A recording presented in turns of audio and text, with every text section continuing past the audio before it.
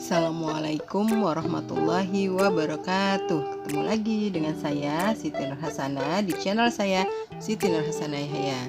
Sebelum tonton videonya, jangan lupa untuk klik tombol like and subscribe ya. Aktifkan juga loncengnya. Video kali ini adalah video pembelajaran yang terkait dengan fungsi-fungsi manajemen. Kita lanjutkan. Nah, yang setelah kita lakukan organizing, kita sudah melakukan mengorganize semuanya, menempatkan orang-orang di posisi yang tepat, mengatur atau bahkan melakukan perekrutan gitu ya. Selanjutnya kita melakukan apa? Actuating atau kita mengarahkan. Atau kalau tadi Toner mengatakan leading. Leading itu seperti memimpin. Kalau mau diartikan ranahnya juga sama dengan actuating atau pengarahan. Nah, apa sih yang dimaksud dengan actuating ini? Yaitu proses implementasi program agar dapat dijalankan oleh seluruh pihak dalam organisasi serta proses memotivasi agar semua pihak tersebut dapat menjalankan tanggung jawabnya dengan penuh kesadaran dan produktivitas yang tinggi. Nah, di actuating ini makanya tadi Stoner dia bahasanya bukan actuating tapi dia lebih kepada leading. Leading itu seperti memimpin.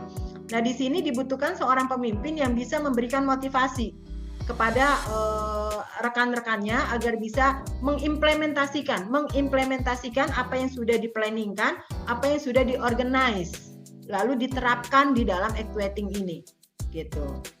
Ya, jadi semua bisa melaksanakan tanggung jawabnya dengan penuh kesadaran dan produktivitas yang tinggi.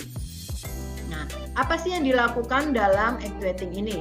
Yang pertama, mengimplementasikan proses kepemimpinan, itu yang tadi saya katakan sebelumnya. Selain sebagai kepemimpinan, dia ada pembimbingan. Jadi pemimpin itu nggak cuma nyuruh-nyuruh doang gitu, tapi dia membimbing, memberikan motivasi kepada tenaga kerja atau kepada lingkungan, atau bahasanya mungkin kita bisa bilang partner gitu ya, agar dapat bekerja secara efektif dan efisien untuk mencapai tujuan. Nah, ini bagaimana seorang leader bisa mengimplementasikan apa yang sudah diplanningkan, direncanakan. Memberikan tugas dan penjelasan rutin mengenai pekerjaan. Artinya ketika mereka sudah tahu poin-poinnya dalam organizing gitu kan, dia sudah tahu tugasnya di mana, penempatannya di mana.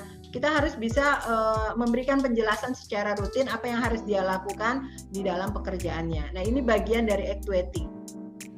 Menjelaskan kebijakan yang ditetapkan, ini part of actuating. Jadi kebijakan yang diambil oleh pimpinan itu kita jelaskan kepada rekan-rekan di bawah kita yang di bawah kepemimpinan tersebut. Nah, finally yang terakhir adalah controlling. Nah, di controlling atau pengawasan, proses yang dilakukan untuk memastikan seluruh rangkaian kegiatan yang telah direncanakan, diorganisasikan, dan diimplementasikan. Yang pertama kan tadi direncanakan, planning, organizing, actuating atau diimplementasikan. Jadi di controlling ini kita memastikan bahwa apa yang direncanakan, diorganizing, actuating sudah berjalan sesuai dengan target yang diharapkan.